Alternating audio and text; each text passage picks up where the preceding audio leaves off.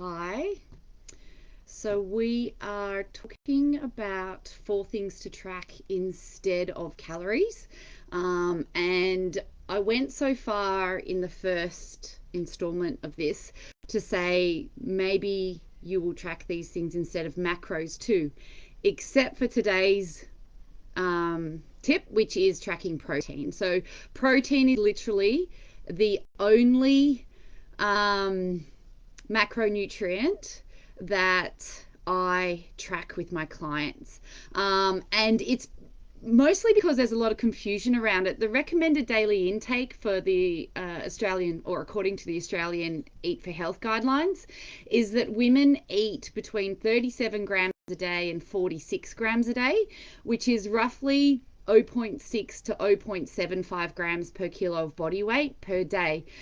It's a lot less than what they recommend for men, which is about 52 to 64 grams a day.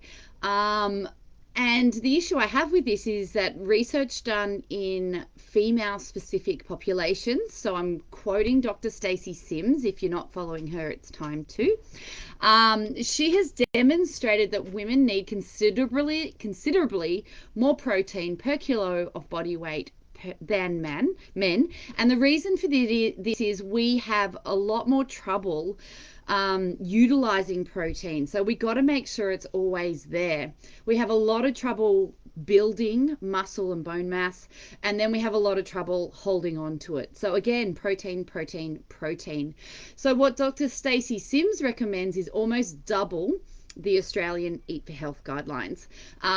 She recommends between 1.6 grams per kilo of body weight per day and up to 2.4 grams per kilo of body weight per day if you're active, peri or postmenopausal.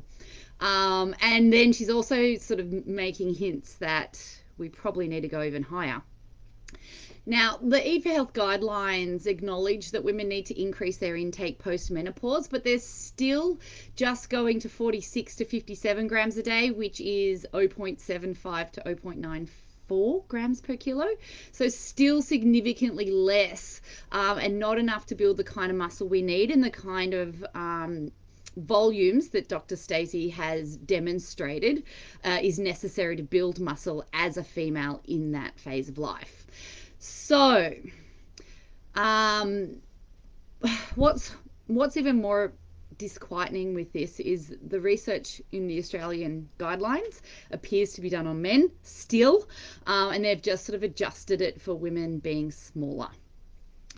So I'm going to follow Dr. Stacey Sims. I'm going to recommend that to my clients because the research is done specifically on women. And as such, it is the one macronutrient we track. Now, I don't always go into the grams. If they're scientists and they have the apps, I go into the grams. But if they're not, we can just talk about serves. So again, the Australian Eat for Health guidelines are about 5 serves of fibrous foods a day. 4 serves of protein a day before 50 years old and 5 serves if you're over 50. So I like my clients to eat 7 serves.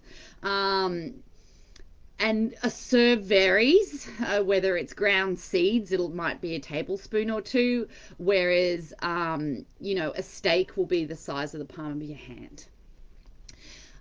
So because you have to eat so much protein, we don't have to calorie restrict. If you bundle that with the fact I'm asking them to get a ton of fiber as well, and then you're counting steps and that's it.